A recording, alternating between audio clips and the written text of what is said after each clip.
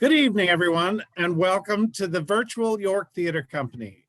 My name is Jim Morgan. I'm the virtual producing artistic director, and this is the 18th of the York Theatre Show and Tell series, which revisits notable York productions and brings the people who made them happen back together for a virtual reunion. We've celebrated shows such as Merrily We Roll Along, Closer Than Ever, Tomfoolery, Enter Laughing, Desperate Measures, Don't Bother Me, I Can't Cope, Taking a Chance on Love, and Anyone Can Whistle, and even more. You can find all of these on our YouTube channel. Subscribing to our YouTube channel costs nothing and does great things for both of us. You'll be able to access all of our events simply and easily, and it helps build our audience in today's essential world of social media. Even a pandemic couldn't keep us from continuing the celebration of our 50th anniversary season, and this series is a great way of doing that. We're delighted to share these shows and the people who created them with you. On Monday, December 7th, we will revisit a show from our past specifically chosen to celebrate Hanukkah, which begins the next week. If you guess the show, you will receive a special prize. Various standalone events are happening throughout the fall, including our ongoing musical theater training program presentations, the New York premiere of Nancy Ford and Mimi Turk's Blue Roses, a truly stunning musical adaptation of Tennessee Williams' The Glass Menagerie, has been moved to early next year. More on that later. We're in the middle of the true highlight of our fall season, however, Broadway's Great American Songbook, an online cabaret series hosted by Michael Feinstein, featuring weekly performances from such incredible talents as Ben Vereen, Lilias White, Bobby Creighton. Kicking off the series were the amazing Alton Fitzgerald White, Leroy Reams, and Karen Mason, all of whom gave stunning performances. And coming up this week, beginning on Wednesday at 7, is the fantastic George Abood. Our associate producer is Ricky Kane Larimer, and the director is MAC Award winner Barry Kleinborn. Tickets are really reasonable, and even bigger savings are possible for York members, so you might want to consider becoming one. Please remember that your donations are essential in keeping our pandemic programming going. We want to keep these events free, and to do that, we depend on your generosity. Also, please keep in mind that throughout the program, you can type questions or comments into the chat feature at the bottom of your screen, and we will do our best to answer them when we find the time. The York Theatre Company has had a long relationship with Tom Jones and Harvey Schmidt and their works, including numerous revivals and premieres, beginning in 1983 with Colette Collage. The show we are celebrating tonight, Roadside, was a New York premiere in 2001 for its original production with us, and was presented again in our Musicals in Mufti series in 2011. We have reunited members of both casts and creative teams for tonight's discussion. Our special guest tonight is the lyricist and librettist, a very good friend, and dare I say, the legendary Tom Jones. I'd also like you to meet my co-host, Charles Wright, our resident theater historian, who is writing a book about the first 50 years of the York, and also happens to be the co-president of the Drama Desk. And as I said, we have people from both productions here tonight. Let's go around the room and say hi. I see in the room David Glenn Armstrong, who directed the Mufti production in 2011. 2011 or 2012? We've been saying 20. How quickly they forget. 2012. Right. I don't know. I don't know. I don't have it in front of me. So I think so many of our records are. It My was spring, memory- Oh, okay, spring 2012, yes. March 26, 2012. Yeah. If Ed says that, I defer. So much of our archival material is still locked in St. Peter's Church. We have not been back in there since March. So confirming little things like that. But you would think we would know at least what year the production took place. Anyway, David, welcome. Glad to have you here. Where are you speaking to us from? from my quarantined little apartment on West 96. Lovely, lovely. And what are you up to these days? I'm the managing director for a strategic advisory firm in New York, and I deal with experiential marketing, which now is everything online and everything. We're busier than we've ever been, thankfully. And they're very kind, and once a year they let me off for 2 weeks whenever Tom has something to do in the church basement. How lovely. You did a beautiful job with Celebration and I Do in the past couple of years, and we appreciate it. Tom, I didn't mean to jump over you as if you were mere roadkill. Tom, where are you speaking to us from? I'm in West Cornwall, Connecticut, where I live these days, and in a very quiet little cabin up on a hill above the Housatonic River. Must be nice and cold. It's getting there. It is, yes, for sure. We're sealing up all the windows and things, you know, and laying in lots of wood for the fireplaces. And I got a special thing that you use for football games to make a loud noise, because we'll pretty soon start, we'll lose the bears pretty soon because for the winter, but they'll be coming out in the spring, and I want to be prepared for them, you know. That scares them all? Yes, it does. I mean, it either, I'm not familiar with bears, so. it either scares them off or they attack you and eat you. So you don't know until the actual moment which way it's going to go. It's like the Lady and the Tiger. Yes. Well, why don't we start with the cast from our original production in 2001. Is that the right day? Yeah, I think that's the right year. Julie Johnson, how are you? Where are you? And what have you been up to? Hi, well, I'm in my home in a very small town north of Dallas, Texas. I've been out on the North American tour of Come From Away, and we were performing in Dallas when we all received the word that everything, the world was going to stop. So I was about 50 miles from home when that happened. So I was able to get home quickly with all my things, and been here since, and just very, very thankful that that we all got home safely, and that everybody seems to be doing as well as we possibly can. Lovely. Wonderful to have you with us. What little town in Texas is that? Well, it's called Whiteright. Whiteright, yeah. Whiteright, okay. Yes. It's a German surname, Whitewright.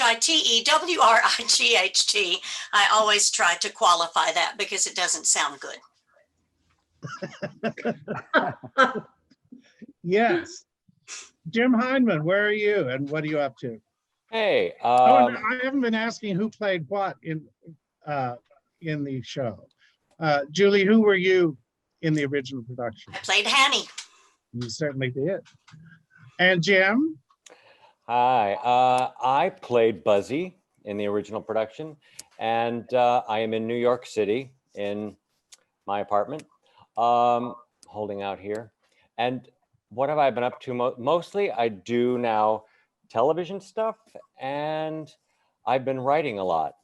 So I have a lot of shows that were in production, some that got closed. One of my shows was in Philadelphia. Popcorn Falls was at the Walnut Street and was closed in the middle of its run.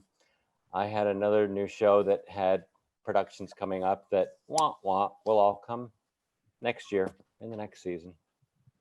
But doing very well, and very happy to be here and see you all. Good, we're delighted to see you. Jennifer Allen. Hey. Hello, lovely to see you. Thank you, great to be here.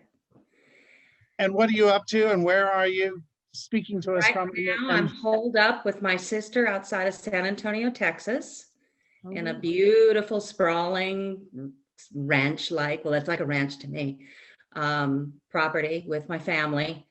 And I'm a remote school mom is what I am at this point, working through online school and just being here, hanging out, doing some paintings, and that's about it right now. And it's fine, just holding on, and we'll see what happens. Well, it sounds like a nice place to be Yeah, it in is. these troubled times. Yeah. Now, let me see. So from the 2012 production, Ed Watts, welcome. And where are you and what are you up to? Hello, everybody. Gosh, it's good to see your faces. I'm here in New York City, where I've been since, March 12th, was it? Is that when we all decided this was it?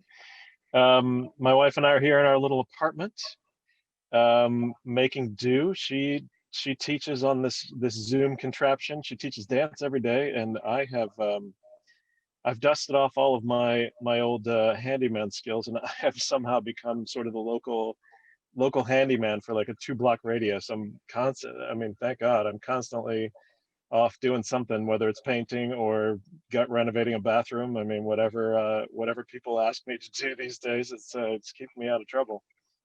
Whereabouts are you in the city? I live in Hell's Kitchen.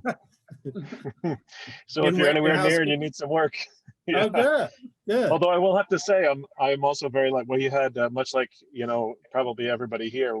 I was in the middle of rehearsals for an off-Broadway show, and we got cut off, and 3 contracts just sort of went by the wayside. One of which was I've been playing the Grinch at the Old Globe in San Diego for the last 3 years, and this year got canceled, of course. But we recorded the whole thing as a radio play, which was an awesome 2-week adventure to do a character I know really well, but do it, just in a tiny little box.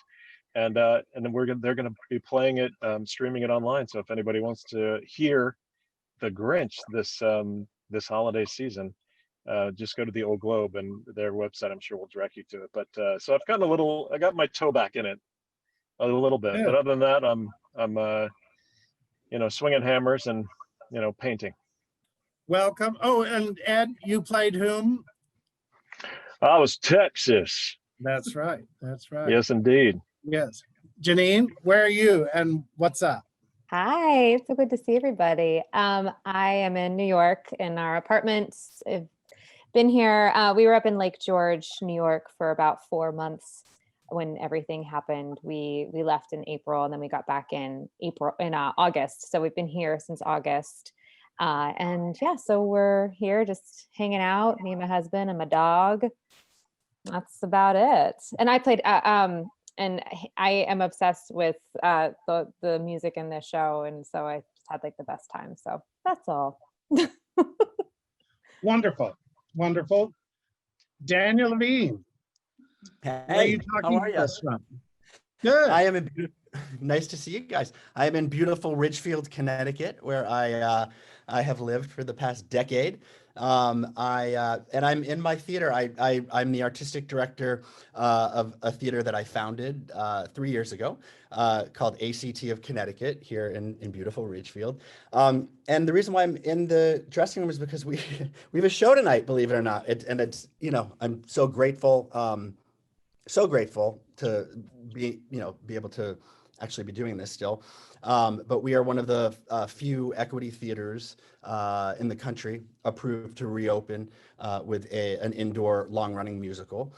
So we've been producing and presenting the last 5 years, Jason Robert Brown show, for the past month. And this is our last weekend of performances. And everything has gone beautifully and really, really well. We're allowed 50% capacity audience, but we've also been given permission by MTI and Jason to live stream the show every night. So we're actually, we would not be able to do the show for just 50% audience live capacity. We wouldn't, we'd go broke. So the fact that we can actually sell out every night because of the live stream part is really fantastic. So that's where I am. It's been crazy for everybody I know, and it's been challenging trying to reopen the theater, but it's great. I'm happy to be here.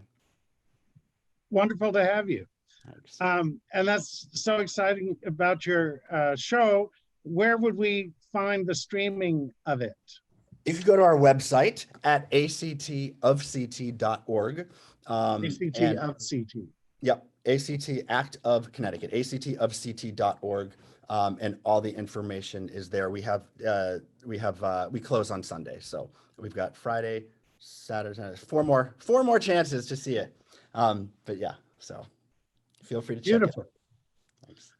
And who did you play in the? Oh, I played Ike, one of the Ikes. I played Ms. Pritchett. I played and one of the deputies. Yeah. I had to ask David Glenn Armstrong to remind me who Miss Pritchett was, because I've got no recollection of playing that part. He also played one of the horses. You were, Oh yes. yeah, it was a horse. That I remember. The front end. The dog. front end. That I remember. And last but not least on our guest list, Mr. Nick Wyman. How are you? Lovely to see you. Mr. Jim Morgan.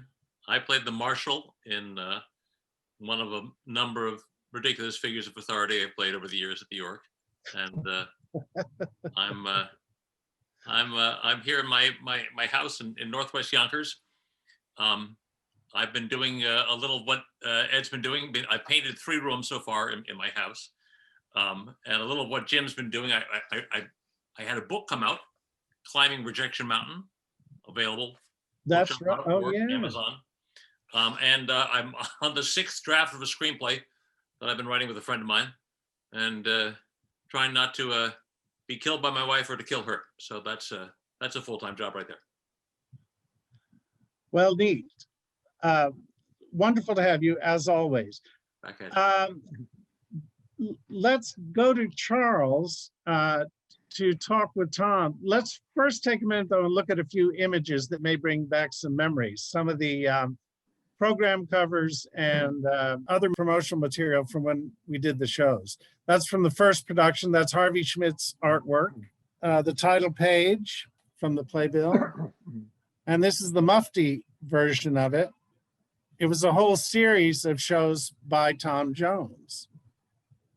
And it was interesting because it was not, and there's Tom and Harvey.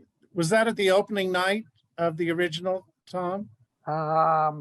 It sounds like it could have been. Yeah, it looks like it could have been. But we both look like we've had a few drinks. Yes. And there's the original company, 2001, and the Mufti company. That's Chris McGovern, the music director, right behind Janine. Charles, welcome. Took a while to get to you, but it's always worth it. You're talking to us, I'm assuming, from your lovely abode on the Upper West Side. On the Upper West Side, yes, indeed.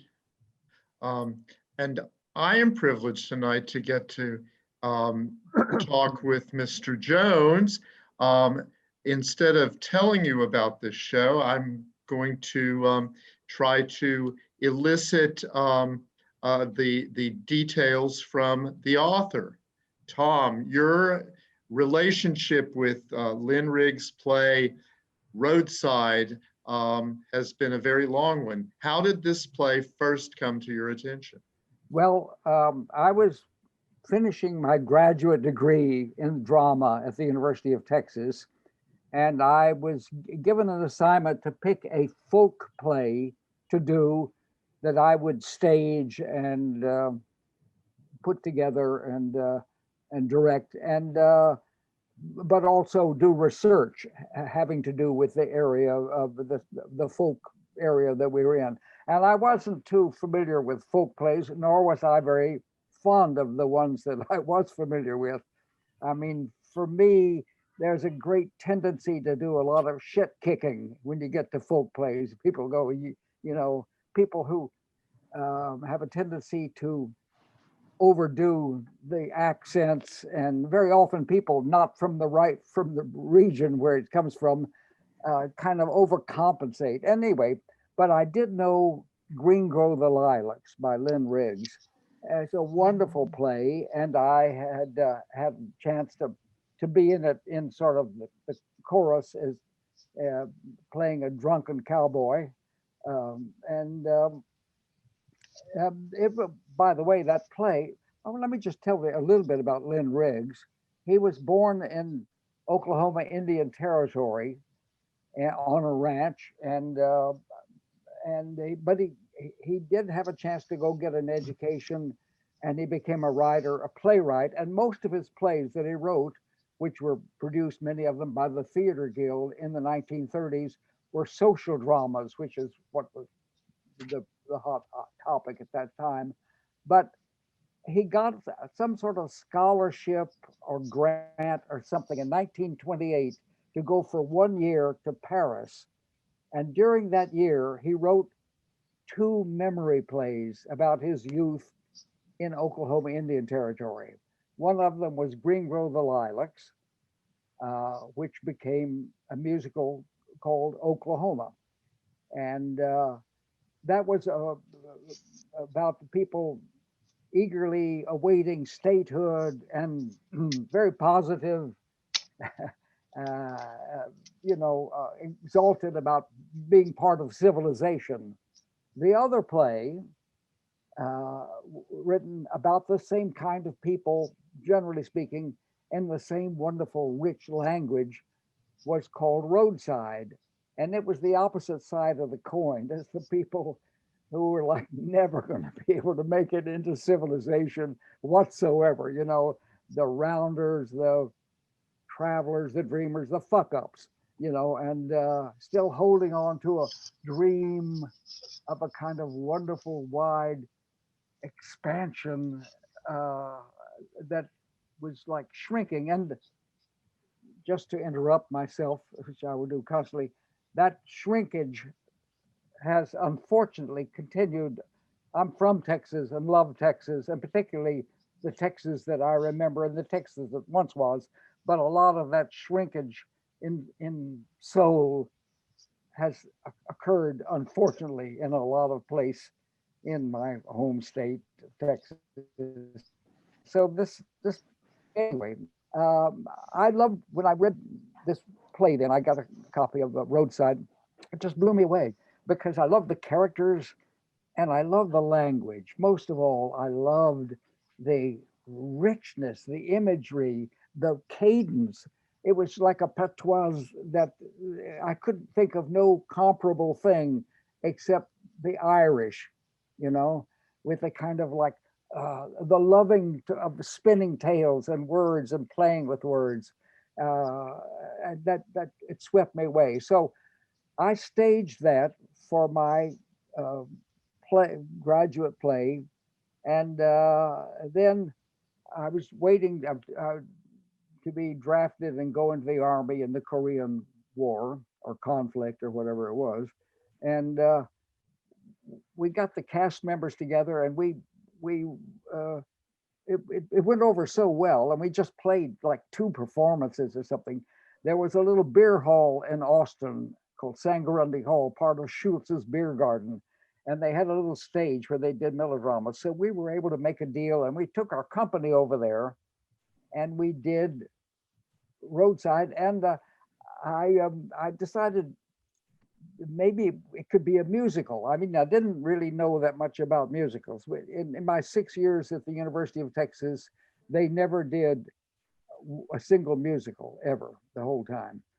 For one thing, the drama department hated the music department, and the music department hated the drama department.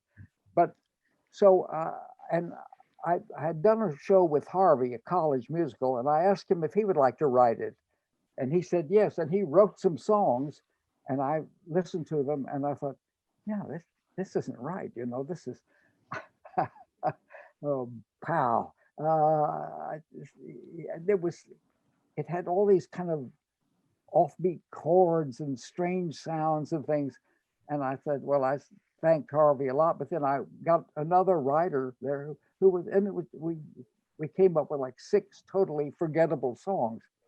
Anyway, that was how it all began. And then later, when Harvey and I both had been served, did our service in the Korean War, and got back together and met up in New York, we were looking for something to work on, and we opened up the idea of Roadside again. Well, Tom, at some point you met Lynn Riggs. Can you tell us about that? Yes, well, when Harvey and I wrote some songs.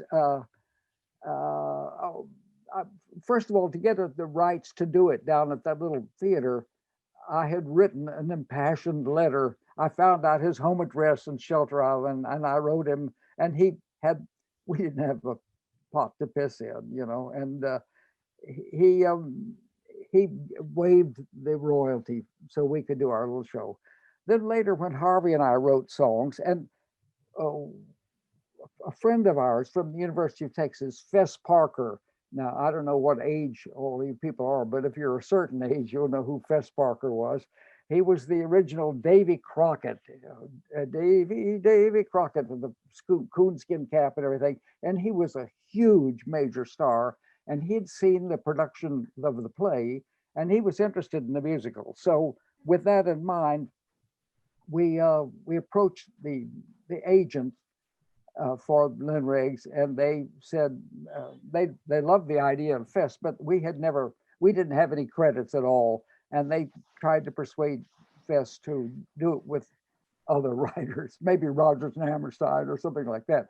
Anyway, that didn't work out, but during that time, I was able again to make contact with Lynn Riggs, and he invited me out for a weekend to his home, beautiful place in Shelter Island, up in northern tip of Long Island. And he was wonderful. I have great admiration for him.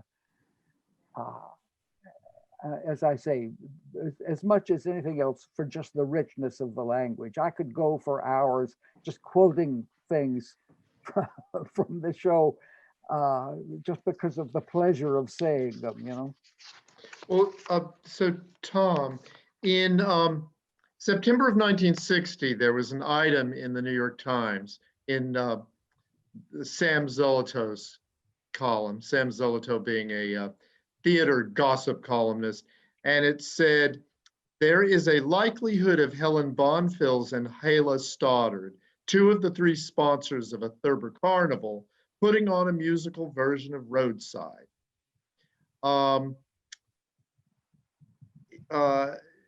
Zolotow, I would say, was always more interested in commerce than art.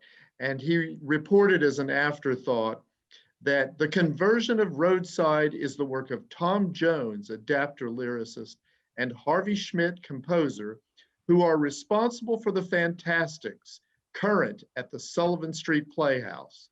At that point, the Fantastics had been running for about 5 months. And I think it already looked like a big success. So what happened that, what did Mr. Zolotow's column, what was happening with Roadside at that point, and why did it not come off? Well, we still hadn't gotten the rights, first of all. But then right about that time, Richard Nash, who had written many wonderful plays, including one called The Rainmaker. David Merrick had liked the Fantastics, and he had the rights to produce The Rainmaker as a musical. So he put us in touch with Richard, and Richard said, do you guys know anything about the West, or could you ever write anything? So we said, oh, we know a few things about the West. And so I certainly, being from West Texas, and Harvey was from East Texas, but I knew a lot about drought and what it did to people. And so we played him some songs from Roadside, and he liked it. So what happened is we turned our attention to that, and that became the Western musical that we did, you know. So that was it. That was it for Roadside until the Fantastics had run more than 17,000 performances, and but who's counting? But who's counting? But at that point, the Fantastics actually was going to wind up at the Sullivan Street Playhouse, wind up its long run, and you and Harvey were revisiting Roadside. Can you tell us how that came about? Well, I don't exactly remember, because I know that I still loved it, and we had a little pile of things that we were interested in working on. One was a story from a little section from a book by Ellardice Nichol called Masked Mimes and Miracles, which became Philemon for us. And we also were we were pretty artsy fartsy at that point, to tell you the truth. We had these big successes, a big success on Broadway, and the Fantastics running for years and years and years, and we had money, and so we took over a building and did 5 years or 6 years of work of experimental musicals, trying to like do things in new and previously untried forms. And we did Celebration was from that, and Philemon, and a very obscure, interesting little play called The Bone Room. And then we had kind of gone through all of that, and we had sort of exhausted our esoteric thing, and we were looking for something to work on. And one of the things we considered, which we did later on, was a musical about Colette. But then we came across the things we had written, some of the songs we had written together for Roadside, and I just loved them. It was like tasting, it's like if you've lived in New York a long time and you got a good enchilada someplace, you thought, oh my God, I've missed this really. And so that started us up, and then the piece has, as I say, wonderful writing, wonderful images, but it also had structural flaws. And rich as he was in so many other things, Lynn Riggs was not good at play writing, WRIGHT, that part of like the put together thing, and neither was I. But I had an idea, and Harvey and I working together found a way that we felt we could deal with the structural flaws. And to a large extent, we did. Never do it all. We have some footage. We have a trailer. Jim, may I turn this over to you to introduce the trailer? The trailer from the production that we did, that was put together by Drew Scott Harris, the original director, who also directed it in Texas at Lyric Stage, which was the actual first production of the show. And right after it, within the next year, we did it in New York. This is a trailer that Drew put together, which sort of captures the spirit of the show in a wonderful way.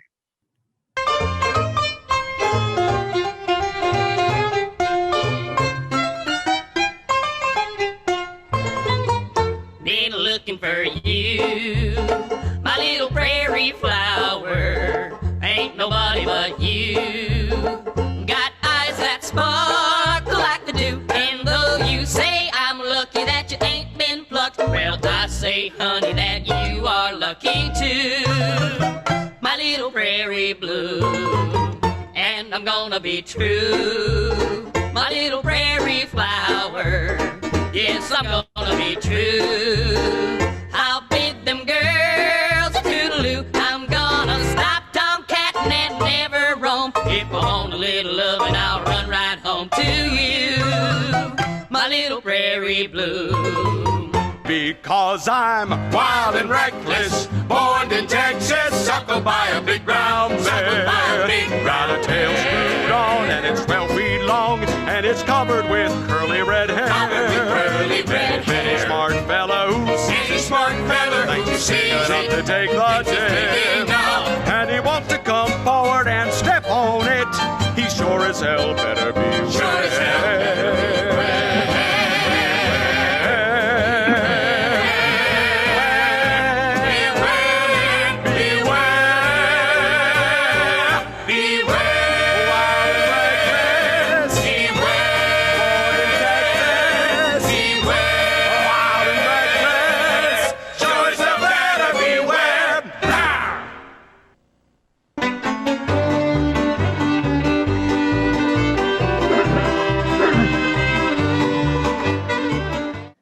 Yes, I agree. Mhm. Pretty wonderful. We have one of the great things out of our production is a wonderful cast recording on J Records.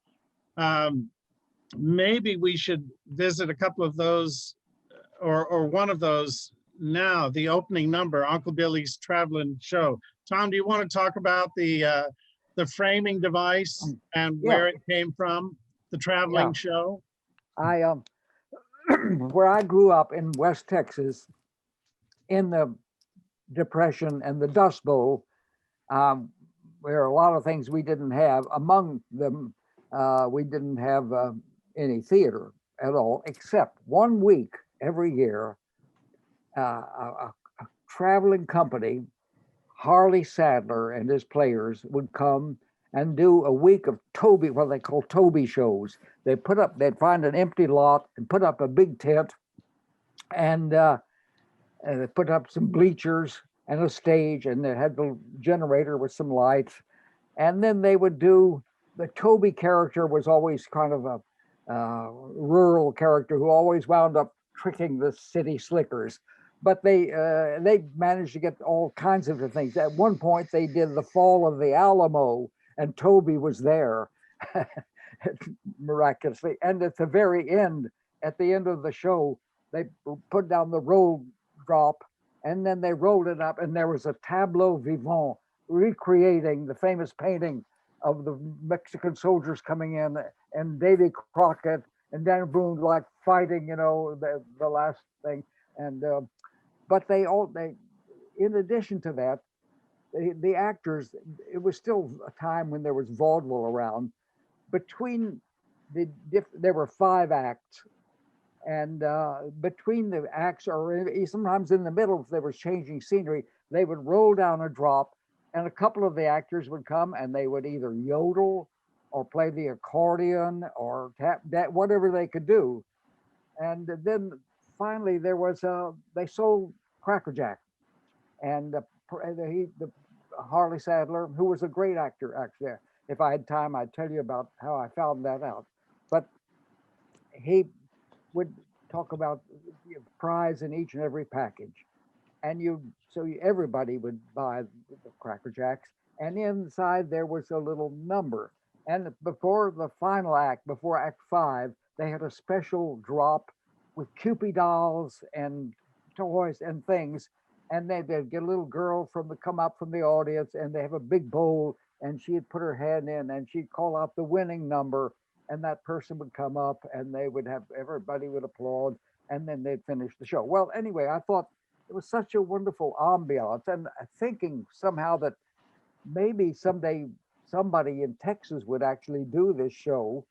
I thought, wouldn't it be wonderful to recreate a tent show that could actually travel around some of those towns in Texas, and because there's a lot of historical information about them. They were a big cultural part of the Texas history.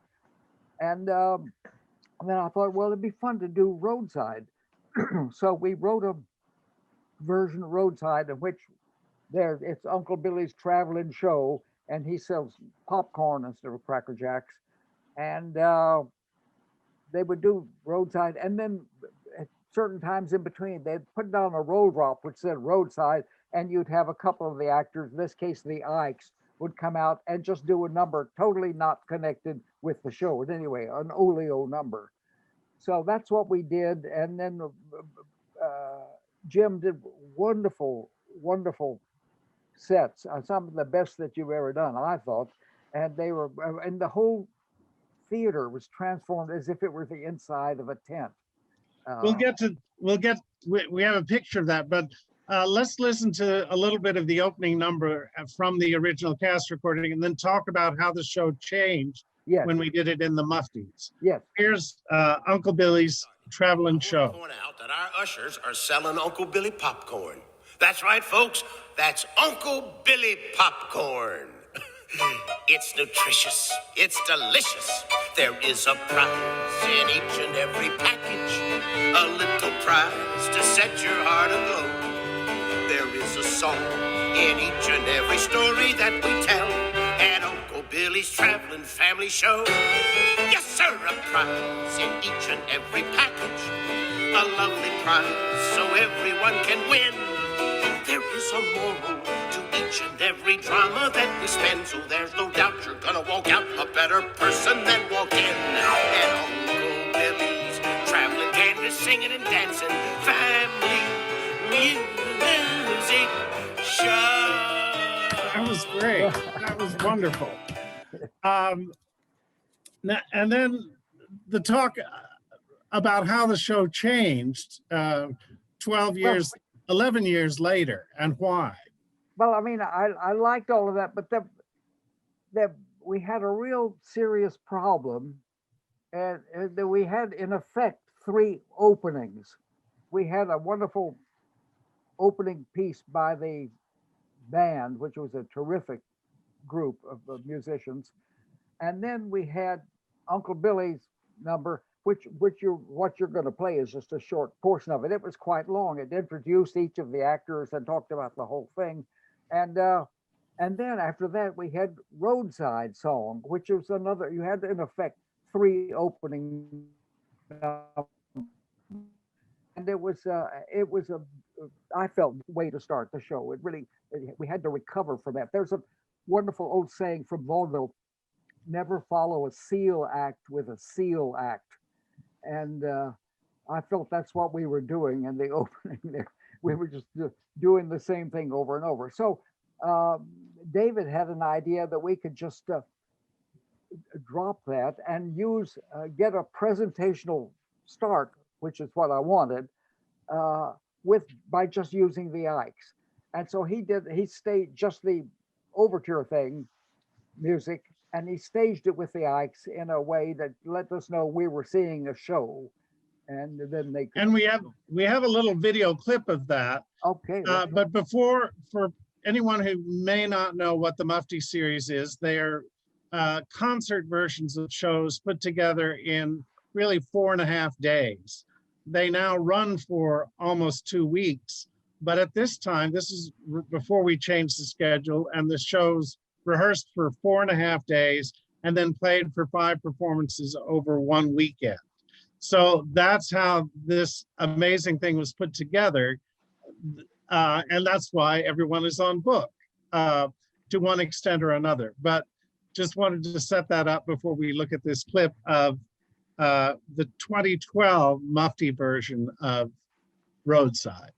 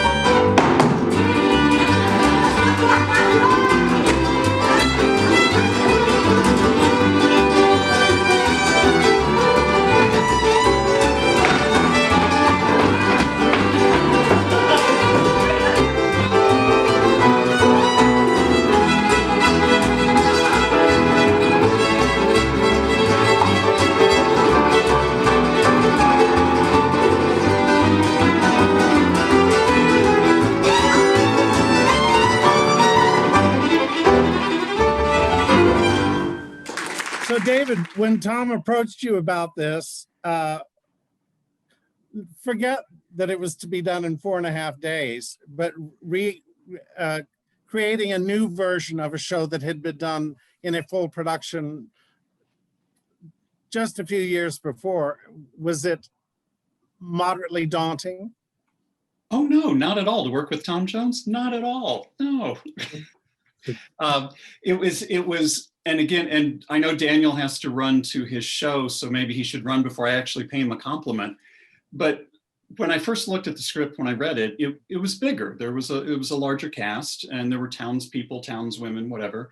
And I'd been fortunate enough to work with Dan earlier, and I knew that he had this stupid, ridiculous soprano. And so one of the first things I said to Tom was, well, we can still keep the show business of it if the Ikes become everybody. So they were the townswomen, they were the horses, they were the dog, they were the deputies, they were just change a hat and change an octave. And I knew that Dan could do that, and I knew that we could pull all that together. And Ryan, who was in the original cast, also had some freak soprano. And so we had the townswomen became the Ikes, and they set the stage, and they worked nonstop for the whole night. And it kept the sense of the theatricality of the traveling show, but kept it a little bit more grounded within the Roadside story itself. Okay, Dan, go to your show. You guys, it's so fun being a part of this, and thank you for inviting Do you me. have Dan, do you have a quick memory that that has come back to you of the terror of that week? Well, what I learned at the York and with David is, I mean, I learned this from David, watching David direct these things, and these, there's no time, right, to put this thing up, and then it's sort of insane. And David is so skilled at being able to do these things, and it's about, what I learned from David is it's about the casting the right people, right, and trusting that these people will come, prepared and knowing what to do, and yeah, I mean, and also, by the way, the York, I mean, I loved working at the York when I was in New York City. It just it fosters creativity and creates such a nurturing, supportive, artistic environment that it's easy to do this kind of work, even though it's so fast. It's easy just because of the environment that everybody is set up at the York. So yeah, and being able to be with theater legend Tom, in the same room as him and these talented people, the whole thing was just a great. I look back on it with such joy, and so yeah, I'm thrilled to have been a part of it. Thank you. Yeah, thank you, Go guys. do your show. I will go do my show. Nice seeing everybody. Thank you, guys.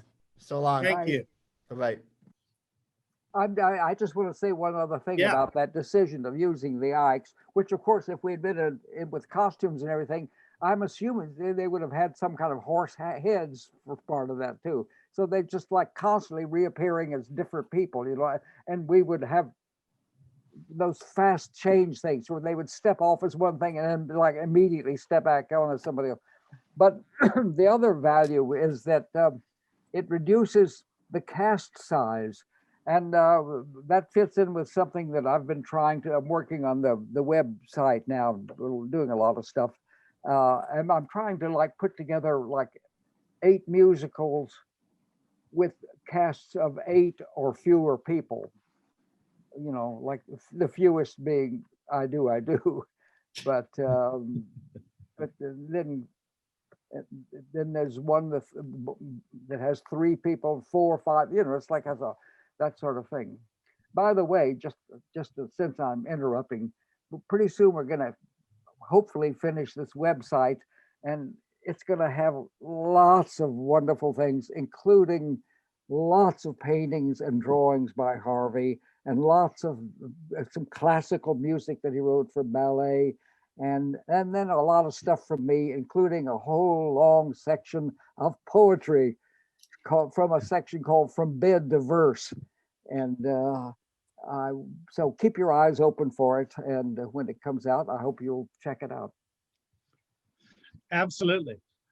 David, back to the experience of making this happen in that amount of time and working with Tom. This was your first time working with Tom. It was the first time, and honestly, absolutely terrifying. Because he was right there behind you, and Tom is not shy about letting you know exactly what he thinks about what you're doing.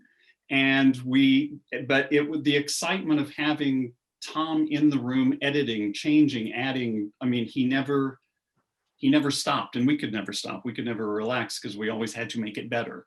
It was absolutely thrilling. And as Dan said earlier, when you're in these crazy, I think it was 32 hours or something that we had all told. The smartest thing a director can do is surround himself with amazing actors. And so I got my little group of 5 that I had worked with before and that I knew would tolerate me. And it just happened. And it was just an amazing experience to have people that you love with you on stage. And then to have Tom right there beside you the entire time, just transformative.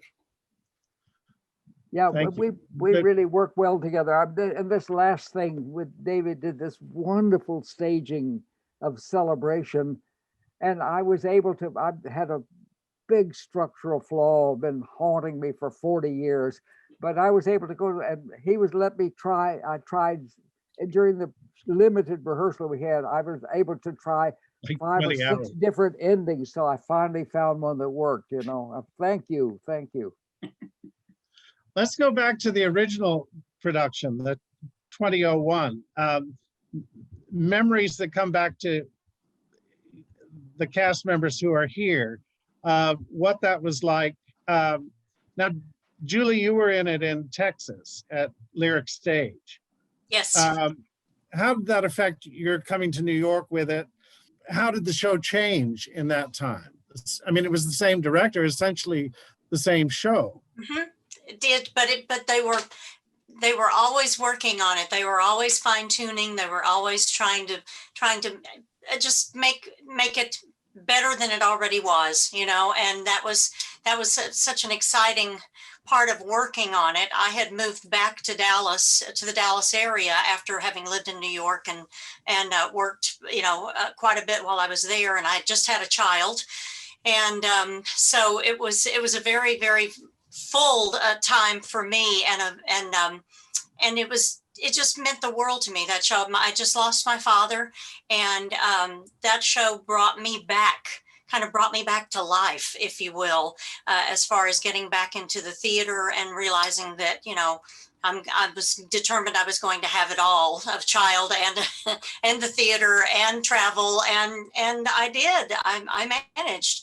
One husband gone, but that was okay. That one needed to be gone anyway. So, but they just, the most exciting moment for me was when Tom and Harvey came to me and said, "We've written a song that we want Hanny to sing." And that song was, I always felt like was written. It wasn't written for me. It was written for the show, but it was written on me. And that, you know, that's just one of those things that is very exciting and does not get to happen to very many young or middle-aged women from Whitewright, Texas. So, you know, that was a big feather in my cap, I'll tell you, and just such a heartwarming thing. What was that song?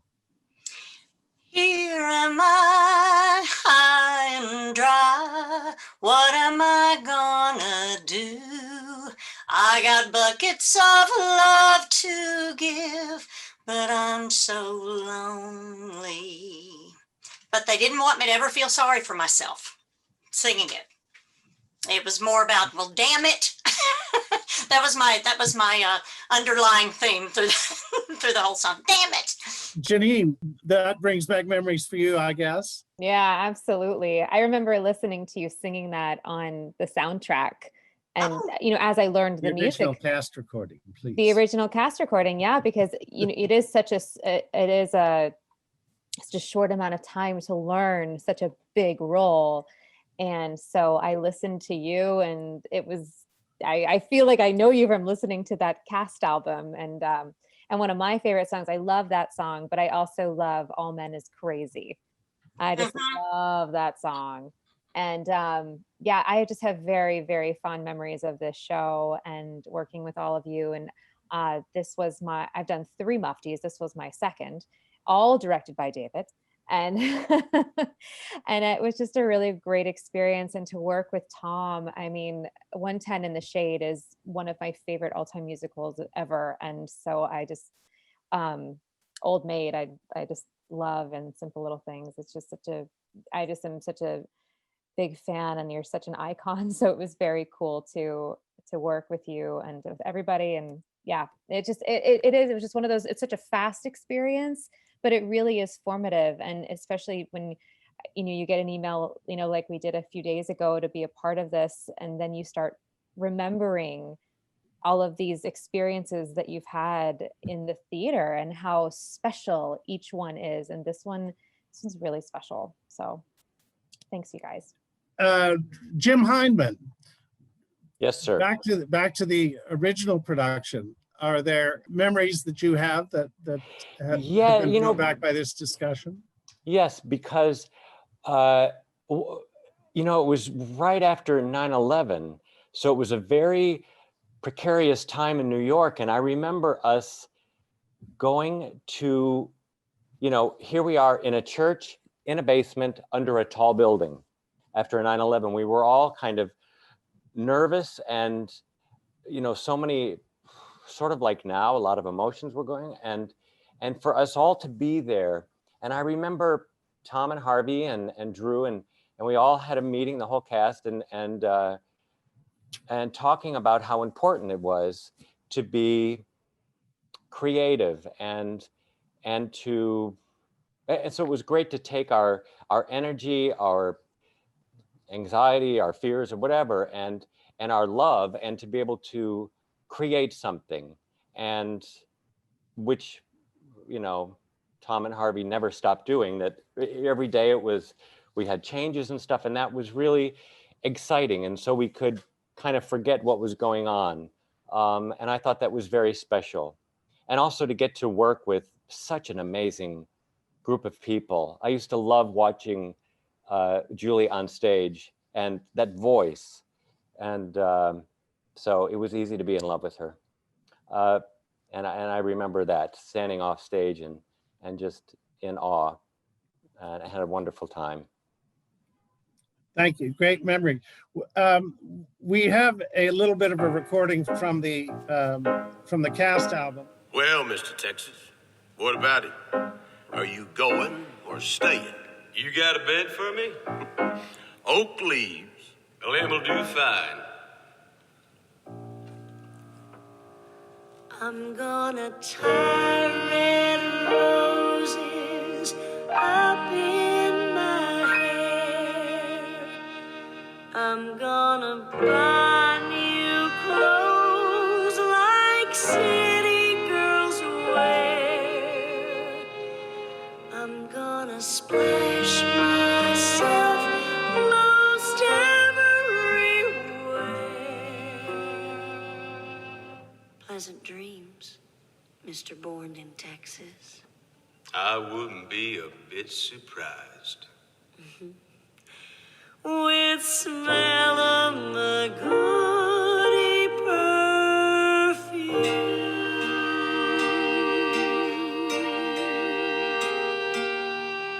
Jennifer Allen, who were you again?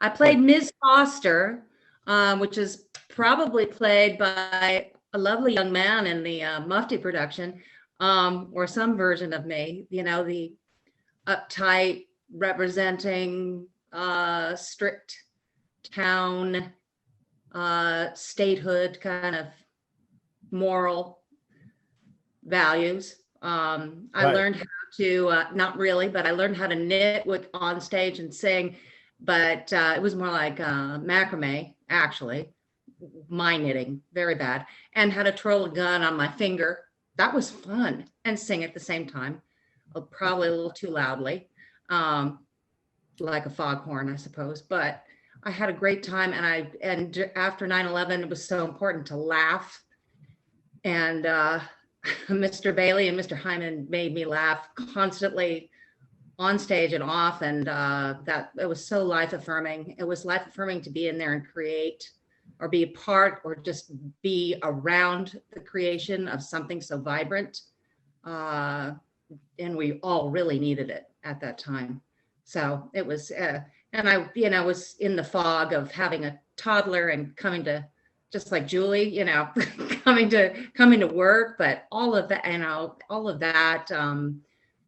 it was so life affirming after 9/11, like James Hyman said, and just laughing my face off all the time, just the hilarity of the show, the characters, so funny and joyous.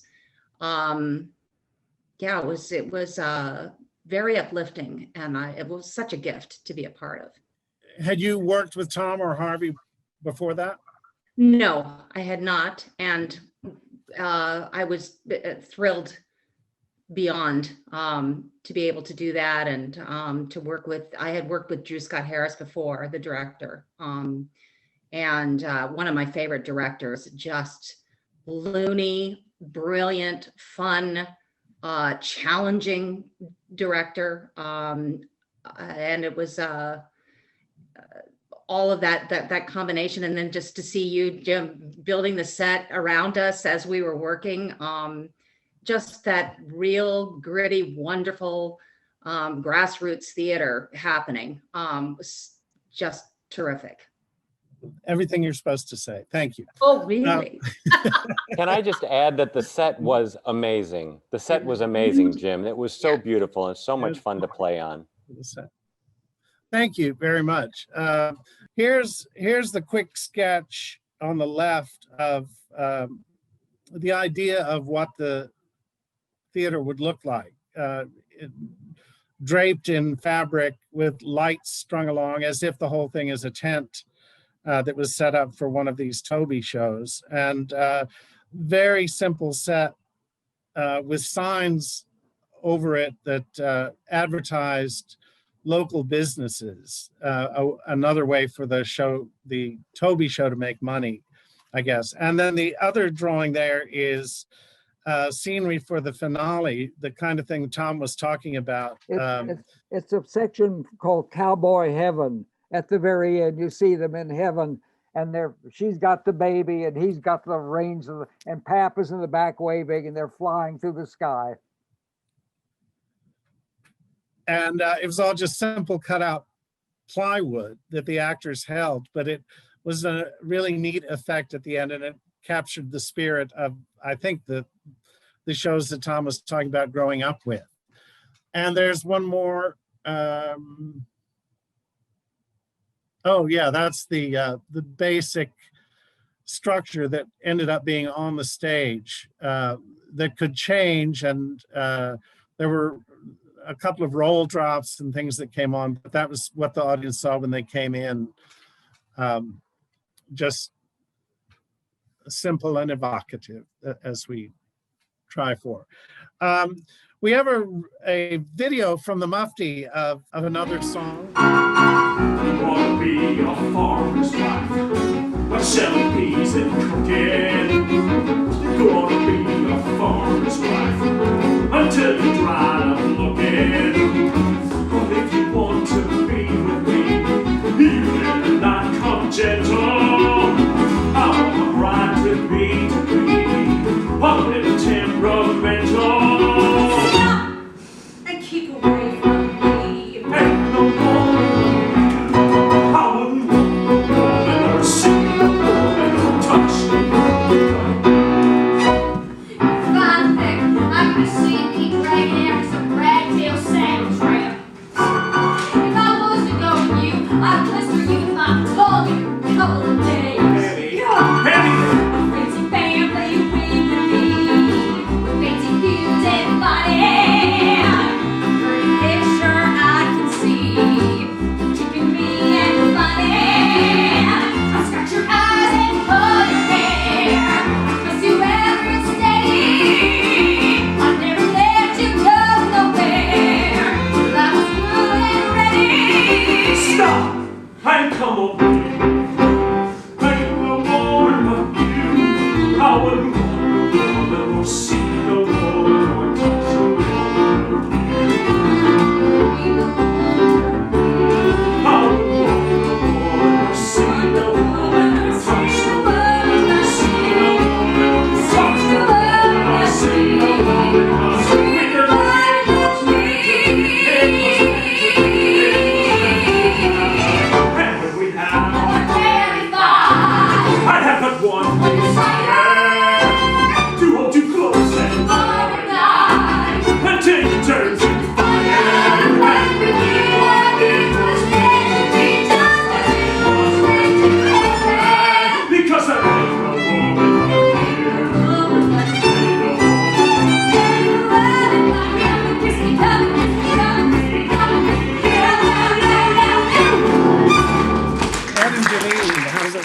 looking back at that. Never seen that before. No, you haven't. You were in it. Wow. Well, I know it's weird to see yourself. Mhm. I mean, I just remember belting in Ed's face. That's what I remember. I remember that. And I do remember though from that song, there is a big shift in that song. She's so not into it. And then by the time the song is over, she's like, okay, just kiss me already. So I loved that arc for it. But Ed, I had so much fun with you. Back at you. It sounds like that song is a little low for me or something. That was weird listening to. Yeah. Okay. It's always, for me, it's a lot of it, especially watching, something from the Mufti Productions where you've got those scripts in your hands and you want to be able to be invested. And then every time you remember, oh, right, I was looking at my script, and then, and watching me look at that script, it's just a very strange feeling to watch it without judging yourself. But I absolutely remember loving working with everybody in that room and trying to just figure out how to get it across to the audience, even with the scripts and I know. the 2 seconds we had to do it. But yeah, you were a blast. Absolutely.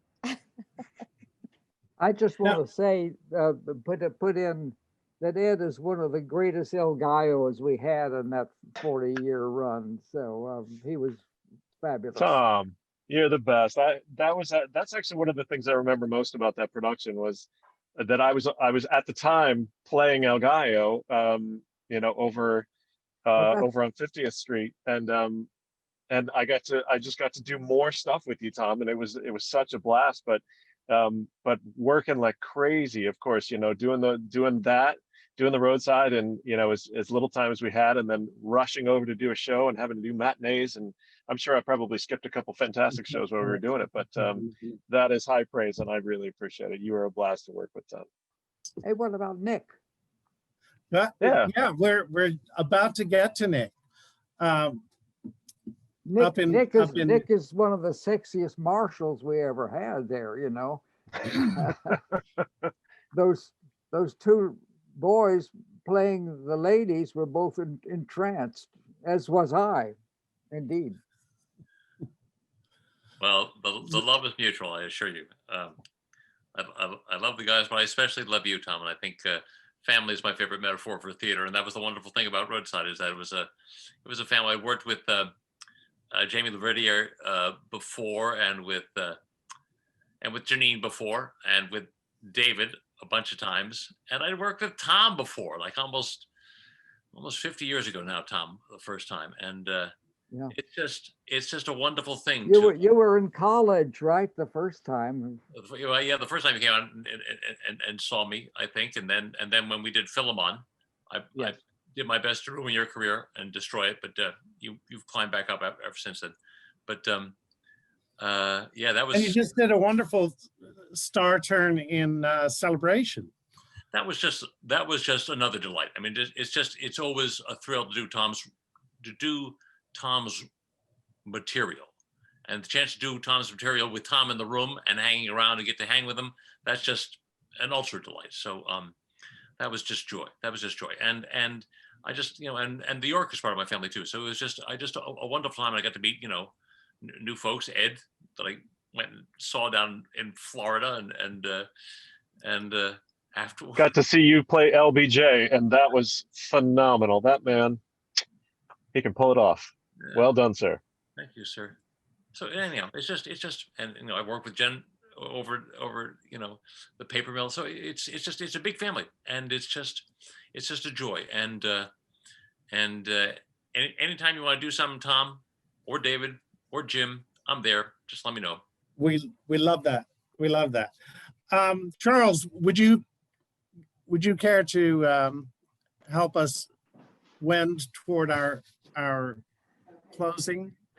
Well, yes, I'd like to turn back to Tom. And Tom, this is,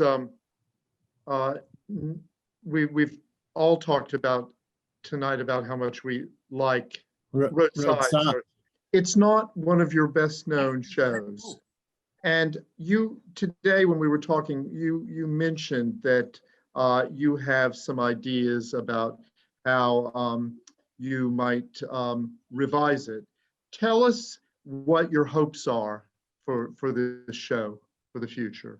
Well, I just don't know how to get it out there so people are aware of it. That's a because the album, God knows, is, I think that's probably Stunning. one of the best, maybe the best album made of any of our shows. It's just so rich in the voices and what Jim, what's his name, the great musician who put it together, Jim John Mulcahy. Mulcahy. Yeah, I mean, it was such a labor of love and so wonderful. He did the orchestrations, and we had fine players. So that was just that's a terrific piece. But it needs some way to break out. If it can find a way to do that, I do feel that I would like to go back to some form of the traveling show, but combine it and like start it off rather not have such a long number with him doing it, but do it in a more compressed form and establish the Ikes at that point, not just as those characters, but as the multifaceted thing, so that throughout there would be, and look for places where they could just pop out and they're different people, you know, or animals or whatever. As you say, it's like they did the dog sounds, they did the horse hoofs for the thing and so forth. That would be great fun. Yeah, I don't know how. I tried to reach out to the University of Texas, my alma mater, which has been very nice to honor Harvey and I, but they don't ever do any of our shows. And I would, to tell you the truth, rather than getting an award, I'd much rather have them put on the show. But I still have a hope that somewhere, somehow, somebody's gonna do that thing. Particularly, I'd love to have it happen in Texas and go out into an empty vacant lot and set up the thing and have a show about, I'm gonna let my lungs out, he says, you know, about Texas that's was like this, as opposed to a Texas that's like this, which it has tend to become. You know what I mean? You look at people and those men in their suits and ties, and they look like salaryman in Japan. You know what I mean? And it's like you conform, you this, that. The idea of breaking the rules. One thing I've always loved Austin for many reasons. Partly because it's lubricious. Is that the right word? No. Yeah, maybe it is. It's moist and sexy. It's what I'm trying to say anyway. And also, as their motto is, help keep Austin weird, nonconformist. And I would like to make that I would love to put that up, help keep Texas weird instead of like uptight, pinched, non-generous, non-humorous. So if you, I hope somebody from they're listening to, they're probably loading their pistols right now. But Tom, just one more thing. Will you tell us what a ringtail tutor is? Well, a ringtail and how it relates to this show. A ringtail tutor has a long history in the American West, but it also has a long history, for example, under other names in Ireland, and the braggadocio thing where the people would shout out things. But the great thing about it was they were bragging and they were bragging, but they were also making fun of themselves at the same time. Texas, when they report what he did in the little town of Verdigris, he came in and he said, I'm wild and reckless, born in Texas, suckled by a bear, steel backbone, tail screwed on, 12 feet long, and I dare any son of a bitch to step on it. And or another variation of that is which makes it a little clearer. It says another call is, I ain't rough and I ain't tough, but I'm just rough and tough enough. And so that little twist of making fun, and constantly throughout. I mean, I keep talking about this language, but also haven't mentioned, but to me, Hanny and Texas are like Beatrice and Benedict. It's just these two forces meet with wit and sex and challenge and so forth. And I particularly, just as the central figure really in the Fantastics is the girl, because everything that happens is motivated by her unwillingness to settle for this little quiet life she seems to be destined for. So she overdoes. She can't imagine it. She lives in sepia, like the first part of Wizard of Oz, and she can't imagine anything else unless it's in Technicolor. And the whole story of the Fantastics is how she kindly learns by the end to see things in their real color, and it's enough. But the language here, particularly, I love Hanny's language just throughout. It just knocks me away. I mean, there's a thing, just a little throwaway thing in the second act when I said, "What are you going to do about Buzzy?" She says, "About Buzzy." He says, "That's what I thought." And she says, "Well, don't think so much. You'll rupture yourself." And to me, that's a great malapropism image. So many of them. Well, and she loves the thunder mug is something she does a lot, which for those who don't know is a pot de chambre or a chamber pot. And it's a good cuss word. Thunder mug. Thank you so much for joining us. In just a moment, a final video clip which will put a smile on your face, just as it did our Mufti audiences in 2012. I'd like to express appreciation to the entire York Theatre staff who all, in one way or another, made this event happen. And pushing buttons behind the scenes and admirably pulling the cast together, Hans Friedrichs and Fiona Sweeney. A special thanks to Nick Garrity for his magnificent editing wizardry. I mentioned the many Jones and Schmidt shows which have graced the York stage.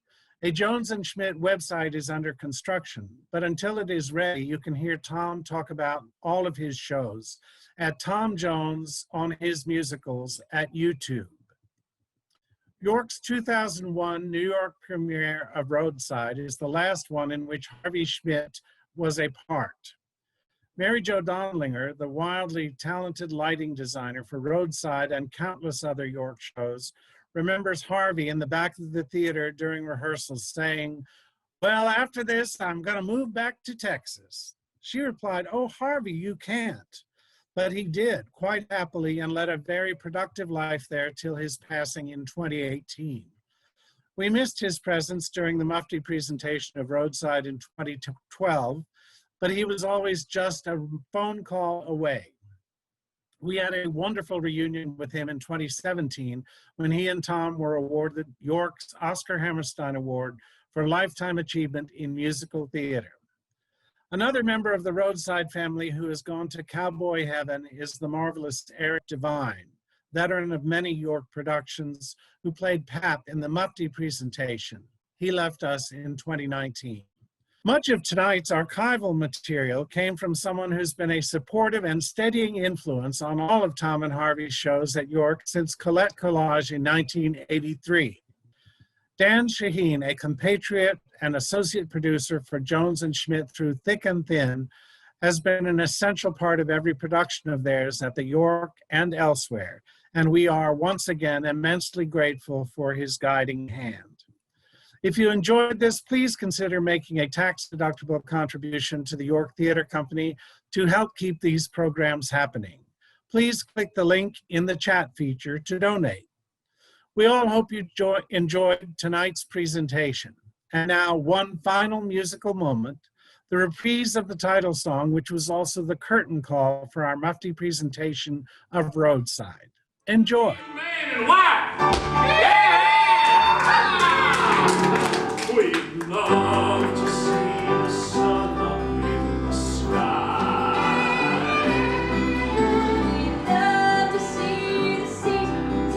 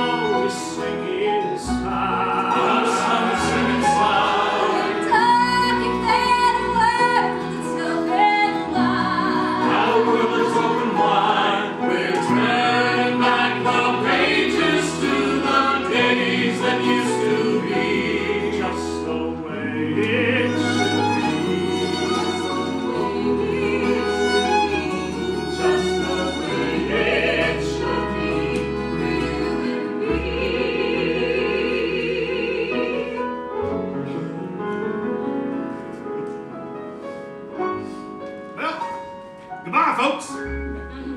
Bet you wished you was us. Eric Devine. Yeah. Thank you all so much. Thank you. Great to see you all. Wonderful. Thank you. Great seeing everyone.